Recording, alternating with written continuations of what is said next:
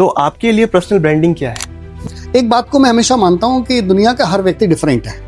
Everybody is unique. आज कुछ अगर हम नूडल्स की बात कर लें तो मार्केट में बहुत सारी ब्रांड्स हैं, लेकिन जब हम बात करते हैं तो मैगी आती है हमारे जुबान पे। तो मैं इस चीज को एक सुपर सक्सेस मानता हूँ किसी ब्रांड का या फिर किसी प्रोडक्ट का।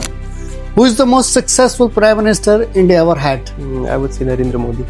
You would say Narendra Modi. My audience, your audience would say Narendra Modi. But why? Irrespective of your specialization you choose, you will have to learn how to market yourself. Hello guys, welcome to my YouTube channel. और आज हमारे first podcast में आने वाला एक बहुत ही special guest. तो आज हम उनसे कई चीज़ें पूछेंगे। उनके पास है नॉलेज का भंडार और उस नॉलेज के भंडार से हम निकालने वाले हैं कई सारी बातें। तो आज हम उनसे पूछने वाले हैं मार्केटिंग के बारे में, पर्सनल ब्रांडिंग के बारे में, और भी कई क्वेश्चंस होंगे। तो let's welcome our first guest, dean of Lloyd business school, doctor Ripudaman Gaur sir. Ripudaman sir, कैसे हैं आप? बहुत बढ़िया, thank you man. I am very happy and glad to see that you have taken this initiative to tell people what's happening inside, what's happening outside. Congratulations to you. Thank you sir. Sir, first of all मैं एक आपसे बहुत ही important question पूछना चाहता हूँ sir. जैसे कि आप हमारे क्लासेस में भी डिस्कस करते हैं पर्सनल ब्रांडिंग जी। तो आपके लिए पर्सनल ब्रांडिंग क्या है? ओके, बहुत इनफैक्ट इम्पॉर्टेंट क्वेश्चन है और आज के परिवेश में ये और भी ज़्यादा इम्पॉर्टेंट हो जाता है क्योंकि I been talking about personal branding for decade almost, right? So you ask me personal branding क्या है और क्यों इम्पॉर्टेंट है। सी, पर्सनल ब्रांडिंग एक ऐसा इंटेंशनल एफर्ट है that everybody put to tell the world what he और शी इज। एक बात को मैं हमेशा मानता हूँ कि दुनिया का हर व्यक्ति डिफरेंट है। Everybody is unique and he is born with unique qualities. So he must tell the world that I am unique and the process of telling the world that I am unique, creating that uniqueness, leveraging that uniqueness and communicating that uniqueness is personal branding. Now you ask me personal branding क्यों important है? Let me go into the conversation. If I ask you a question, who happened to be the most intelligent prime minister India ever had? Is it Manmohan Singh? Yes sir. When you talk about knowledge, intelligence, you will say Manmohan Singh, right? Late Shri Manmohan Singh. Yes sir. But if I change the question, who is the most successful prime minister India ever had? I would say Narendra Modi. You would say Narendra Modi. My audience, your audience would say Narendra Modi. But why? The most intelligent one is not most successful one. Why Modi is so successful as a prime minister? One of the greatest reason is that he has built his own personal brand. The power of his branding, you would say, Bharat Sarkar today is known as Modi Sarkar. Yes sir, exactly. That's the power of personal branding. So personal branding is a process of answering 3 basic questions. और ये 3 basic question हर किसी को पूछने चाहिए और उनके answer खोजने चाहिए। पहला बेसिक क्वेश्चन है who you are. When we say who you are, आपकी आइडेंटिटी, आपका पैशन, आपकी स्ट्रेंथ, आपकी weaknesses, everybody has to understand his passion, strength, weaknesses, क्या पैशनेट करता है। First question. Second question, what you stand for. जब आप इस क्वेश्चन का आंसर ढूंढते हो, this talks about your value. हम सबकी वैल्यू सिस्टम अलग है। You stand for truth, somebody does not stand for truth, stands for growth. Somebody stands for happiness, other stands for sincerity, compassion. So what you stand for? And third, where are you going? आपकी life का मकसद क्या है, aspirations क्या है, vision क्या है। So if you are able to answer these 3 basic question, who you are, what you stand for, and where are you going, the answer of these 3 questions creates your personal brand. So simple, personal branding is what people say about you when you are not in the room. Creating this is absolutely important for everybody because you live in a world where perception matters. Okay sir, तो मेरा next question है कि एक student है जो PGDM कर रहा है या MBA कर रहा है, तो उसके लिए पर्सनल ब्रांडिंग कितना इम्पोर्टेंट हो सकता है? I would say differentiated personal branding ही है। कैन यू इमेजिन दैट किसी इंटरव्यू में आप पहुंचते हो उससे पहले आपकी डिजिटल आइडेंटिटी पहुंच जाती है. Yes sir. यस और नो? Yes. आप पहुंचते हो, आपसे पहले आपका प्रोफाइल पहुंचता है, आपसे पहले आपका रिज्यूम पहुंचता है, आपसे पहले आपके सोशल मीडिया को स्क्रीन कर लिया जाता है. Know, what your social identity, your digital identity talking about you, that's extremely important.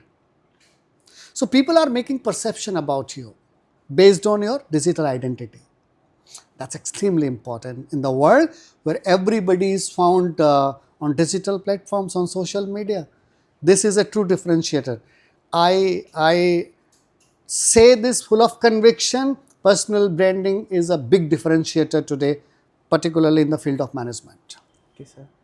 So my next question is, अगर एक स्टूडेंट है, जैसे ग्रेजुएशन करने के बाद हमें कौन सी स्पेशलाइजेशन चूज़ करनी होती है, बहुत ही कन्फ्यूज़न होता है. मुझे भी काफ़ी कन्फ्यूज़न हुआ था.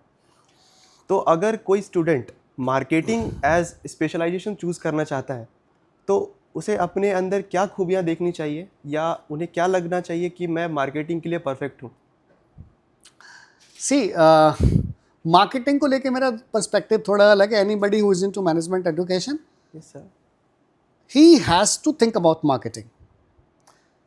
You may not choose marketing as a specialization, as a domain, okay. but you have to choose marketing in your career. No matter what you choose, you may choose finance, you may choose analytics, whatever you choose.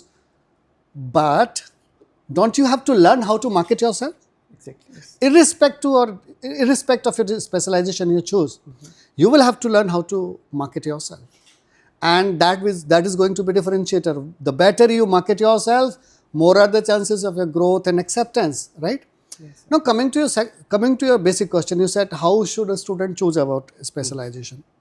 I have seen most of students are becoming panic about specialization aspects in the beginning of their decision making of PGDM. I will advise you, if you are not very sure about a specialization, don't be so panic. Take your admission. In the first trimester, you are taught all basic subjects.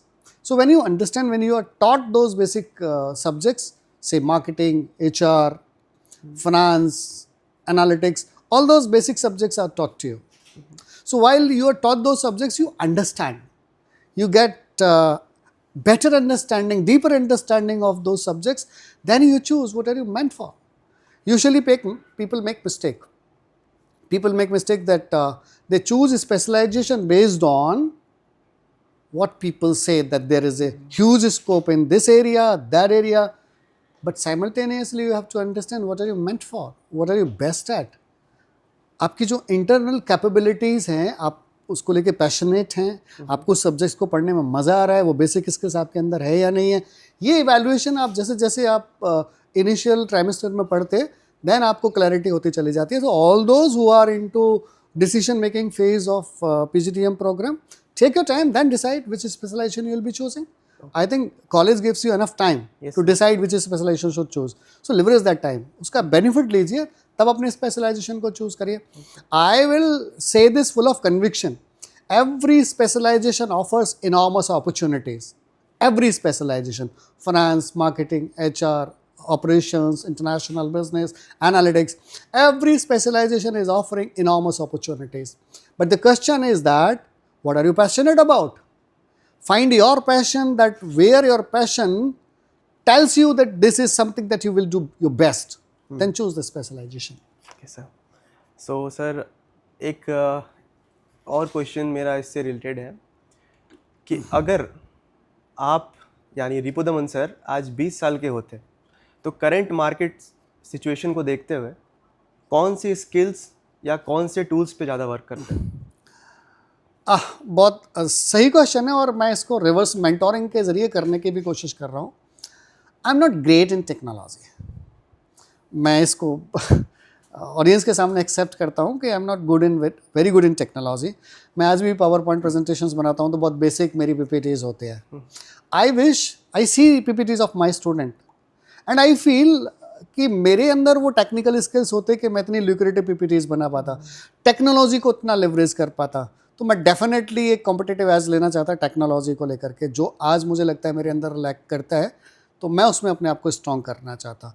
और 20 साल का अगर मैं होता तो इतनी technology available है, मैं डेफिनेटली कॉम्पिटिटिव एज क्रिएट कर देता उस टेक्नोलॉजी को लेकर के। Okay sir. सो सर मेरा नेक्स्ट क्वेश्चन ये है कि एक ब्रांड, जैसे एग्जांपल ले सकते हैं कि कोलगेट है, तो जब कोलगेट सर बहुत पहले के टाइम में जब कोलगेट चल रही थी तो हम टूथपेस्ट नहीं बोल करके कोलगेट ही बात करते थे। आज कुछ अगर हम नूडल्स की बात कर लें तो मार्केट में बहुत सारी ब्रांड्स हैं, लेकिन जब हम बात करते हैं तो मैगी आती है हमारी ज़ुबान पर। तो मैं इस चीज़ को एक सुपर सक्सेस मानता हूँ किसी ब्रांड का या फिर किसी प्रोडक्ट का। तो आपके अकॉर्डिंग किसी ब्रांड का सक्सेस और सुपर सक्सेस में डिफरेंस क्या आ सकता है? Very good question in fact, right. मैं सुपर सक्सेस मानता हूँ सस्टेनेबिलिटी को। अगर लॉन्ग टर्म में आपकी प्रॉफिटेबिलिटी बहुत हाई जा रही है तो I don't think that is a super success. Super success का मतलब है कि you find your customer base for long period of time. तो उसके लिए जो बेसिक डिफरेंशिएटर है वो है RTB। ये RTB क्या है? Reason to believe. The super successful brands always give a strong reason to believe. और वो कब होगा? जब what they say and what they do is actually same. जो आप प्रॉमिस कर रहे हो और जो आप डिलीवर कर रहे हो वो सेम है, तो आप कस्टमर को अपने कस्टमर बना करके रखते हैं। The great brand are that are based on ethics, great brands are based on empathy and great brands are based on emotions. तो सुपर सक्सेस की अगर बात करते हो, there is a combination of 3 E's: ethics, emotion and empathy. आप किसी भी super successful brands को आप उठा करके देखेंगे, you will find the combination of these 3 E's and of course backed up by the very very strong reason to believe. Sir आप personalisation marketing को कैसे देखते हैं? पर्सनलाइजेशन या सुपर और हाइपर पर्सनलाइजेशन आज की मुझे लग रहा है कि आवश्यकता हो गई है, क्योंकि जैसे जैसे कंपटीशन होता जा रहा है हम we are becoming super personalised. every company that starts with mass marketing initially, और धीरे धीरे धीरे धीरे जैसे जैसे कंपटीशन बढ़ता है आप स्पेशलाइज्ड मार्केटिंग के ऊपर चले जाते हो। नाउ व्हेन यू से hyper personalization or super personalization, I think that's a good thing to happen. Why? Because every customer is empowered customer today. Whatever you want based on your own customized choices, you will get that. I think this is a good move that empowers customer to get something of their own choice. Okay, तो मेरा next question आपसे ये है कि marketing related कोई ऐसा myth जो market में अभी है या फिर बहुत टाइम से चलता आ रहा है जो आपको लगता है कि वो गलत है, लोगों के पर्सपेक्टिव्स में जो वो सोचते हैं वो गलत वे है मार्केटिंग को देखने का? अभी जो मैं बोलने जा रहा हूँ इस सवाल का जवाब मयंक, मुझे लगता है बहुत सारे लोग इस बात से डिसएग्री करेंगे। मुझे ऐसा लगता है कि एक मार्केटियर का जो ऑब्जेक्टिव है, the objective should not be profit maximisation. मैं बहुत कॉन्वर्सेशन में इसको देखता हूँ कि ब्रांड्स को, प्रोडक्ट्स को, मार्केटिंग को प्रॉफिट मैक्सिमाइज करना होगा, राइट। मुझे ये लग रहा है कि मार्केटिंग में हम ये मानते हैं कि किसी भी फर्म का ऑब्जेक्टिव प्रॉफिट मैक्सिमाइजेशन है। मुझे लग रहा है जो ग्रेट ब्रांड्स हैं, ग्रेट मार्केटिंग है, उसमें इक्वेशन थोड़ा बदल जाता है। वो कैसे बदलता है? Profit is not an and, profit is not an objective, profit is a means. Profit आपकी आवश्यकता है, आपका जो मीन्स है, आपका जो ऑब्जेक्टिव है, वो ऑब्जेक्टिव है वैल्यू क्रिएट करना। जो आप बात कर रहे थे सुपर सक्सेसफुल ब्रांड्स, जो ये सुपर सक्सेसफुल ब्रांड्स हैं ना, they are continuously evolving to create better customer value and satisfaction. तो ये मिथ मुझे लग रहा है कंपनीज को ब्रेक करना पड़ेगा, and you will find plenty of examples why companies failed. Companies failed because they become कॉम्प्लिसेंट about their current marketing standing. आप ये नहीं सोच पा रहे कि कस्टमर की जो वैल्यू है वो चेंज हो रही है समय के साथ, उसके टेस्ट है चेंज हो रहा है, प्रेफरेंसेस चेंज हो रहे हैं। आपका ऑब्जेक्टिव अगर सिर्फ प्रॉफिट कमाना रहा होता तो आप उस वैल्यू क्रिएशन पे ध्यान ही नहीं देते। तो ये मिथ ब्रेक करना पड़ेगा कि मार्केटिंग का जो ऑब्जेक्टिव है प्रॉफिट मैक्सिमाइजेशन है। Most of the company, even if they don't talk, they do that, they believe that we exist to maximise profit. I am not against profit, profit is must for survival of an organization. Yes. But the focus has to be changed. Your objective is to create better value, better customer value. And to do so, you have to have profit. This should not be otherwise. ये नहीं होना चाहिए आपका objective profit maximisation है और उसके लिए आप कस्टमर वैल्यू क्रिएट कर रहे हो. मुझे लगता है इस पर्सपेक्टिव में चेंज है और that's where you find the difference between successful brands and failure brands. Okay. So sir next question मेरा आपसे ये है कि आपको आपके अकॉर्डिंग आज तक का सबसे बेस्ट मार्केटिंग कैंपेन कौन सा था और क्यों? I can not say one, there are many. Different time पर मुझे बहुत अलग अलग कैंपेन पसंद आए हैं. एक डिकेड पीछे जाओगे तो मेरे को नेस्कैफे के कैंपेन बहुत पसंद आए हैं.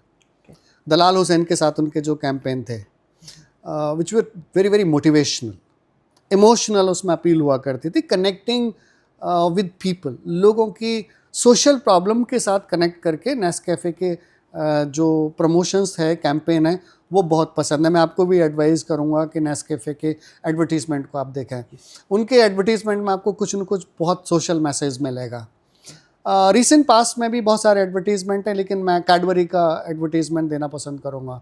कैडबरी ने किस तरीके से रिवॉल्यूशनाइज किया. That older advertisement of Cadbury where they are talking about repositioning Cadbury की. लड़का क्रिकेट मैच खेल रहा होता है, लड़की उसको सपोर्ट कर रही है, बाउंड्री ब्रेक कर रही है. Actually this girl was breaking the social boundaries. कि हम ये मानते थे कि लड़कियों का काम तो स्टेडियम में बैठ करके ताली बजाना है. She was breaking the boundary, entering into the stadium. Now again you see the second campaign of Cadbury. Now situation happens reverse. Women's का IPL आया, उसको उन्होंने लेवरेज किया, वुमेन एम्पावरमेंट को लेवरेज किया. अब वो दिखा रहे हैं कि लड़कियां क्रिकेट खेल रही है और उनका जो काउंटर पार्ट है, बॉय है, वो उनको सपोर्ट कर रहा है. So this sort of advertisement आज अ ग्रेट मैसेज. हमारी समाज का एक बहुत बड़ा आईना है. So there have been couple of more advertisement that I found legendary promotions when it comes to marketing. तो हम सेगमेंट के लास्ट पड़ाव पे आ गए हैं. अब हम एक रैपिड फायर राउंड करेंगे सर. जी. So first is all time favourite brand. All time favourite brand अगर कंपनी की बात करूँगा तो I would say Tata. I have immense faith and trust on Tata. When it comes to Tata, I believe in, I trust on that. Sir AI आपके लिए enemy है या friend?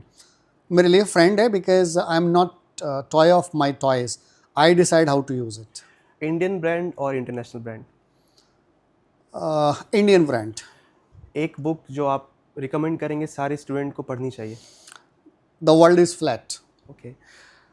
Favourite social media platform? LinkedIn. If you were a CEO of a company तो वो company कौन सी होती? अगर मैं किसी कंपनी का CEO होता तो मुझे लगता है मैं अपनी कंपनी क्रिएट करूँगा और उसी का CEO बनूँगा. What is more important in marketing, creativity या consistency? I think you cannot choose one. You have to be consistent with creativity. If you get a chance to make an ad for your personal branding तो उसका tagline क्या होता?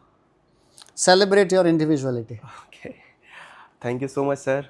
मुझे बहुत अच्छा लगा कि आप हमारे पॉडकास्ट से जुड़े और मैं आशा करता हूँ कि हम और फ्यूचर में पॉडकास्ट करेंगे. Thank you so much for joining. Thank you so much. I will advise you never give up. I am sure your audience is going to love it. Thank you. Thank you. God bless.